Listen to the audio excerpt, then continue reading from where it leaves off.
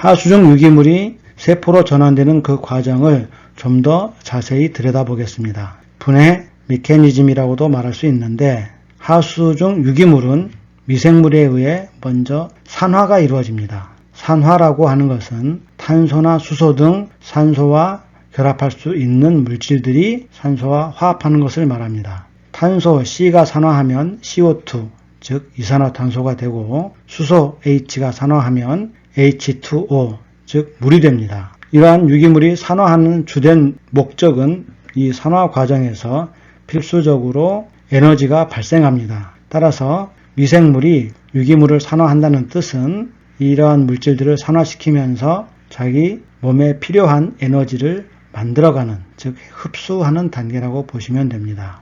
유기물은 또한 세포 물질로도 합성이 됩니다. 탄소, 수소뿐만 아니라 탄소, 수소, 산소, 질소, 인 등 여러 가지 필요한 세포 구성에 필요한 물질들을 이용해서 미생물은 스스로 세포를 합성하고 증식해 나가게 됩니다. 이 두 가지 단계, 산화, 동화는 모두 미생물에 의해 일어나고, 이 과정에서 물속의 유기물, 즉 탄소, 수소 등이 점점점 줄어들게 되는 것입니다. 산화 반응이나 동화 반응은 반쪽 반응식을 이용해서 식을 만들 수 있습니다. 우선 반쪽 반응식을 만드는 방법입니다. 반쪽 반응식은 먼저 화학 반응에서 반응물과 생성물을 기준으로 반응식을 쓰고, 수소이온과 OH이온 그리고 H2O를 제외한 나머지 원소들을 찾아서 적당하게 식을 구성합니다. 그 다음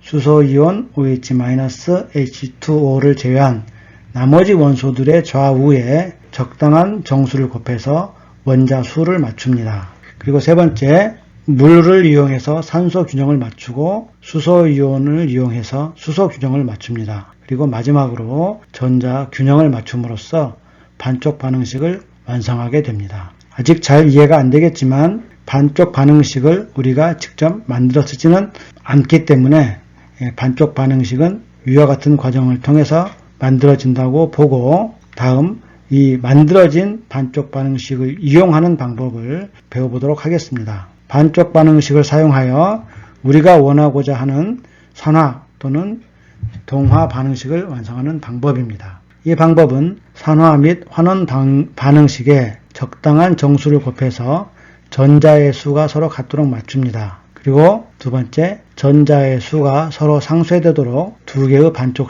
반응식을 더해서 식을 완성합니다. 반쪽 반응식은 모두 기본적으로 한 개의 전자가 이동할 때의 반응이기 때문에 이 서로 식을 맞추기 위해서는 이 전자 수가 좌우가 서로 같아지도록, 즉 상쇄되도록 식을 재구성하는 것이 필요합니다. 생물학적 처리의 계산에 사용할 반쪽 반응식을 아래 표 4.13에 요약하였습니다. 먼저 세포 합성과 전자 수용체, 전자 공해체 반응이 있습니다. 용어가 다소 어려울 것 같은데 쉽게 설명하도록 하겠습니다. 먼저 세포입니다. 사람의 몸은 세포로 이루어져 있는데, 사람의 몸이든 생물이든 혹은 미생물이든 모두 세포로 이루어집니다. 그리고 화학 반응에서 이 세포의 대표식으로서 이와 같이 CHON으로 구성되어 있다고 봅니다. 물론 실제 세포에는 이보다 훨씬 많은 원소들이 포함되어 있지만, 우리가 산화, 동화 반응에서 사용되는 주요 원소들의 구성은 C5H7O2N의 비율로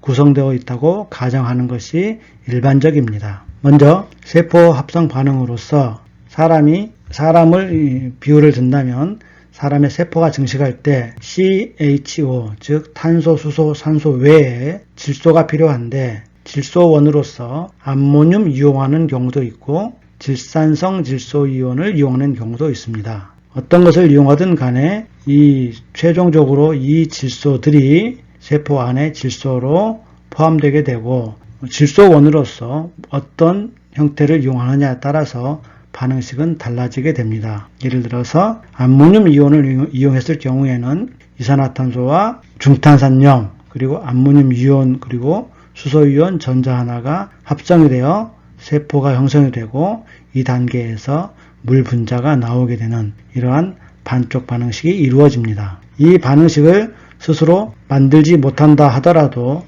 앞에서 설명했듯이 크게 걱정할 필요는 없습니다. 이미 주어진 반응식을 우리는 이용만 할 것이기 때문입니다.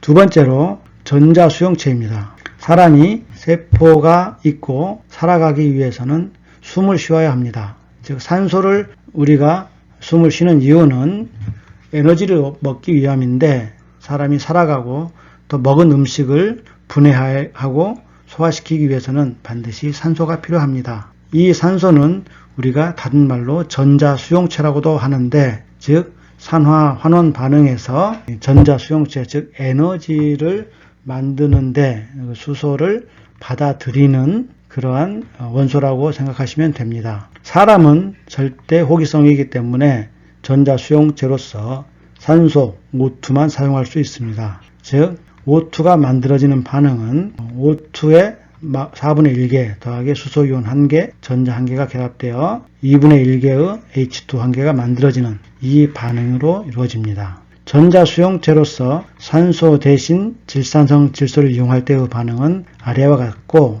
이 단계에서는 질산성 질소에 산소가 사용되고 이때 이 질소는 N2 가스로 다시 배출하게 됩니다. 어쨌든 산소나 질산성 질소는 생물학적 처리에서 공기를 넣어줬을 때 공기가 미생물에 의해 사용될 때 변하는 반응입니다. 산소는 물로 되었다가 다시 산소로 되었다 하는 반응이라고 이해하시면 됩니다. 다음은 전자공여체입니다. 전자공여체라는 것은 쉽게 말하면 먹이를 말합니다. 음식과 같은 것인데 이 음식을 먹음으로써 사람은 힘을 얻고 생활을 합니다. 마찬가지로 전자공여체라는 뜻은 실제로 세포에 사용되면서 에너지원이 될 수 있는 물질들을 말합니다. 여러 가지 형태의 에너지원이 모두 가능한데 대표적으로 몇 가지만 보면 하수, 단백질, 글루코스, 에탄올 등등을 예를 들 수 있습니다. 우선 하수는 대표적인 화학식으로서 C10H19O3N으로 우리가 대표식으로 사용합니다. 하수는 유기물이 워낙 다양한 유기물이 섞여 있기 때문에 특정한 하나의 원소는 아니지만 위와 같이 여러 가지의 유기물을 대표하는 조성식으로서 사용할 수 있습니다. 하수가 세포에 사용될 때 이 C10CH19O3N이 분해되어 전자공여체로서 전자가 생성될 때 다음과 같이 C는 CO2로 H는 HCO3로 나누어지면서 이 안에 있는 질소는 암모늄 이온으로 나오는 등 이와 같은 반응식이 얻어지게 됩니다. 만약 전자공여체로서 글루코스가 사용된다면, 즉 포도당이 사용된다면 이 포도당은 CO2와 그다음에 H2O로 나누게 됩니다. 왼쪽으로 가는 반응은 CO2와 전자가 합해서 글루코스가 만들어지는 반응이라면 이 반응식의 반대 방향은 글루코스가 분해되어 전자가 생기는 반응이다 라고 이해하시면 됩니다. 이 반쪽 반응식을 전자수용체, 전자공여체, 그리고 세포 합성식을 조합하여 여러 가지 형태의 화학 반응을 계산해 볼 수 있고 그 결과도 예측하여 설계에 반영할 수 있습니다. 다음 사례로 그 반쪽 반응식을 이용하는 방법을 배워보도록 하겠습니다. 예제 4.8입니다. 글루코스의 산화 반응인데 만약 글루코스, 즉 포도당이 산소에 의해 산화될 때의 산화 반응식을 완성하는 문제입니다. 앞에 표에서 글루코스와 관련된 반응식은 식 7번이 있습니다. 그래서 식 7번을 다시 쓰면 24분의 1 C6H12O6와 아래 반응식을 결합하게 됩니다. 다음 전자수용체로서 산소를 사용한다고 가정했을 때 산소와 관련된 반응식은 앞 표에서 식 3번입니다. 그리고 3번을 쓰면 다음과 같습니다. 산소가 H2로 되는 반응입니다. 이 반응은 글루코스가 산화되는 반응이기 때문에 글루코스를 왼쪽에 놓고 결과를 오른쪽에 놓게 되면 이 식을 두 개씩을 위와 같이 배열할 수 있고 이 식을 위아래로 더합니다. 그러면 24분의 1 C6H12O6 더하기 4분의 1 O2 하게 되면 수소는 약분되고 전자도 약분됩니다. 그리고 물을 이동시키면 결과는 4분의 1 H2O 더하기 4분의 1 CO2가 됩니다. 정수화시키면 식에 24를 곱해서 정수화시킬 수 있는데 24를 곱하면 CH6HCl6 더하기 6개의 O2는 6개의 H2O 더하기 6개의 CO2가 된다는 뜻입니다. 이 반응식은 여러 가지 정보를 우리에게 줄 수 있는데 먼저 이 글루코스가 분자량을 계산하면 180이 됩니다. 그리고 6개의 O2는 6 곱하기 32 하여 192가 됩니다. 즉 글루코스 180g이 완전히 산화하는 데는 산소 192g이 필요하다는 뜻입니다. 또 이 산화 반응의 최종 산물로서 C는 CO2로 H는 H2O로 된다는 뜻이기도 합니다. 만약 여기에 우리는 포함하지 않았지만 에너지 변화까지 고려하면 실제로 글루코스 1몰이 산화할 때 생성되는 에너지 양도 칼로리 단위로서 계산할 수도 있습니다. 예제 4.9는 반쪽 반응식을 이용해서 하수 유기물의 산화 반응식을 구성하고 다음 하수 1g 유기물 산화에 필요한 산소의 양을 계산하는 문제입니다. 풀이 과정을 보겠습니다. 앞에 표에서 식 5는 유기물의 합성 반응입니다. 하수 유기물은 식과 같이 구성되어 있고 만약 이 하수를 산소로 산화시킬 때 마찬가지로 식 3을 이용할 수 있습니다. 이 식을 위아래로 더하면 아래식처럼 이루어질 수 있는데 이 식을 계산을 편히 하기 위해서 양변에 100을 곱해서 정수화시킵니다. 그러면 다음 식과 같이 2개의 C10H19O3N이 25개의 O2와 결합하게 되고 이때 산물로서 18CO2 더하기 2개의 암모늄 이온 더하기 2개의 중탄산 이온